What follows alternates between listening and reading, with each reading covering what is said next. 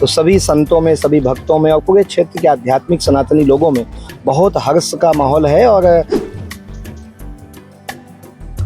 राजिम कुंभ को मनाने का जो निर्णय लिया गया प्रदेश सरकार के द्वारा, इसकी बहुत प्रशंसा हो रही है। पूरे देश में यूसीसी जैसे चीज़ों की आवश्यकता है। नमस्कार, मैं हूं नीरज शर्मा और आप देख रहे हैं छत्तीसगढ़ का नंबर 1 न्यूज चैनल IBC24। इस वक्त हम मौजूद हैं राजिम कुंभ कल्प मेले में, जहां पर पाटेश्वर धाम जिला बालोद से स्वामी बालक रामदास जी महाराज जो है आए हुए हैं। हम सीधे उनसे ही जानना चाहेंगे कि बाबा जी, पहले तो आपका हमारे चैनल में बहुत बहुत स्वागत है। धन्यवाद। बाबा जी, राजिम कुंभ के बारे में कुछ बताएंगे?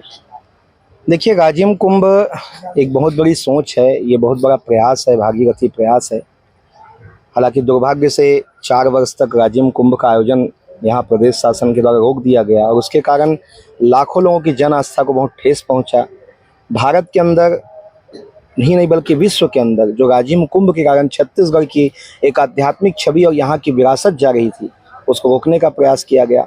अब इस बार 4 वर्ष के बाद पुनः राजिम कुंभ का निर्णय जब प्रदेश सरकार ने किया, माननीय बृजमोहन अग्रवाल जी ने किया, तो सभी संतों में, सभी भक्तों में और पूरे क्षेत्र के आध्यात्मिक सनातनी लोगों में बहुत हर्ष का माहौल है। और अयोध्या में रामलला का स्थापना हुआ है, तो जो यहाँ के वो भांचा राम हैं, ये माँ कौशल्या की धरती है, तो राम के मामा गांव के लोग बड़े प्रसन्न हैं। और इस बार राम उत्सव के रूप में राजिम कुंभ को मनाने का जो निर्णय लिया गया प्रदेश सरकार के द्वारा, इसकी बहुत प्रशंसा हो रही है। गुरुजी, आप कब से हैं और कब तक रहने वाले हैं यहाँ? देखिए, मैं 3 मार्च से 8 मार्च यहाँ पर रहूँगा। मैं लगातार 2004 से इस कुंभ में यज्ञ करते आ रहा हूँ और शुरू से जो कहें प्रथम कुंभ के संचालन से लेकर के, और छत्तीसगढ़ में पाटेश्वर धाम बालोद जिला, वहाँ माँ कौशल्या का एक मंदिर बन रहा है जो 25 करोड़ की लागत से बन रहा है। राम मंदिर अयोध्या के बाद अब दूसरा एक प्रसन्नता माँ कौशल्या मंदिर का होगा। उसका पूरा प्रचार करने और साथ में लोगों को जोड़ने और साथ ही यहाँ राम महायज्ञ का आयोजन, और उज्जैन में जिस तरह बाबा महाकाल की भस्म आरती होती है, उसी तर्ज में राजिम कुंभ में भी पहली बार ये होगा। प्रतिदिन संध्या 6 बजे यहाँ भस्म से बाबा महाकाल की दिव्य भस्म आरती होगी, जिसमें हजारों लोग जुड़ेंगे, एक आकर्षण का केंद्र होगा। गुरुजी, आप भी जो है बहुत सारे धर्म जागरण और सामाजिक गतिविधि के कार्य करते रहते हैं, कुछ ऐसा बताएं विशेष यही है कि आज के समय में भगवान राम की स्थापना अयोध्या में होने के बाद सभी संतों ने एक निर्णय लिया है कि यदि कार्य करना है तो एक दिशा में कार्य करना है।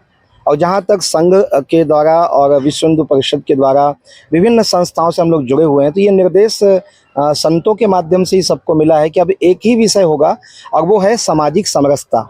पूरे देश में यूसीसी जैसे चीज़ों की आवश्यकता है। सनातन और हिंदू राष्ट्र की स्थापना के लिए आवश्यक है कि समान नागरिक संहिता लगे, यूसीसी लगे, और साथ ही साथ समाज के बीच में भी जो सद्भाव का वातावरण बनाना है, उसके लिए सामाजिक समरसता का विषय सभी संत और सभी संस्थाएं उठाएं।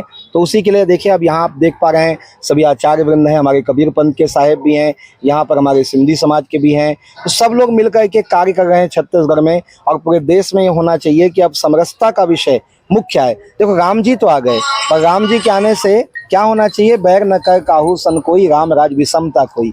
विषमता हटेगा तो राम तो आ गए, राम राज भी आ जाएगा। तो यही समय की मांग है और यही हम लोगों का पूरा प्रयास है। जी, तो ये थे हमारे साथ पाटेश्वर धाम जिला बालोद से बाबा राम बालक दास जी महाराज जी, जिन्होंने राजिम कुंभ के महत्ता के बारे में बताया। और उन्होंने कहा कि 2004 जब से राजिम कुंभ जो है प्रारंभ हुआ था, बीच में राजिम मांगे पुण्य के समय कुछ समय के लिए 5 वर्षों के लिए बंद था, लेकिन जब से प्रारंभ हुआ था तब से वे यहाँ आ रहे हैं। और उन्हें सबसे अच्छी बात यह बताई कि उज्जैन में जो भस्म आरती होती है, उज्जैन महाकाल बाबा के तर्ज में, अब यहाँ प्रयागराज में भी जो है 3 मार्च से जो है 8 मार्च तक, महाशिवरात्रि तक रोज संध्या 6 बजे जो है बाबा महाकाल की भस्म आरती यहाँ भी की जाएगी। आपको हमारा यह वीडियो पसंद आया हो तो इसे लाइक करें, शेयर करें और साथ ही हमारे चैनल को सब्सक्राइब करना ना भूलें।